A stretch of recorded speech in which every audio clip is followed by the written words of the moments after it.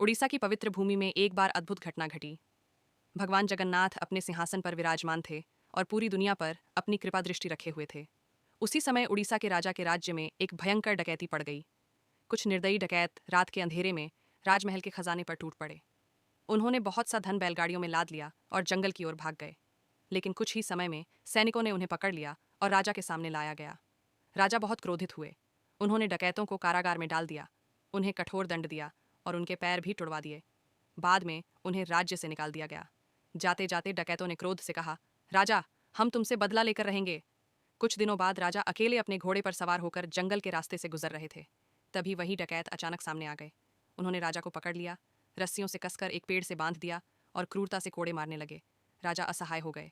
दर्द से कराहते हुए उन्होंने आंखें बंद कर लीं और पुकारने लगे, हे प्रभु जगन्नाथ, मेरी रक्षा कीजिए, प्रभु मेरी सहायता कीजिए। उसी समय मंदिर में भगवान जगन्नाथ को भोग लगाया जा रहा था। कहते हैं कि जैसे ही उन्होंने अपने भक्त की पुकार सुनी, वे तुरंत भोजन छोड़कर नंगे पांव ही दौड़ पड़े। अचानक जंगल में एक दिव्य प्रकाश प्रकट हुआ। भगवान जगन्नाथ स्वयं प्रकट हो गए। उनके हाथ में एक डंडी थी। उन्होंने डकैतों को जोर जोर से मारकर भगा दिया। भयभीत होकर सारे डकैत जंगल में भाग गए। राजा यह अद्भुत चमत्कार देखकर स्तब्ध रह गए। वे तुरंत भगवान के चरणों में गिर पड़े और कृतज्ञता से रोने लगे। यह चमत्कार देखकर आसपास के लोग भी दौड़ आए और सभी जय जगन्नाथ के जयकारे लगाने लगे। उस दिन पूरी दुनिया ने समझ लिया कि सच्चे मन से पुकारने पर भगवान अपने भक्त की रक्षा के लिए स्वयं दौड़े चले आते हैं।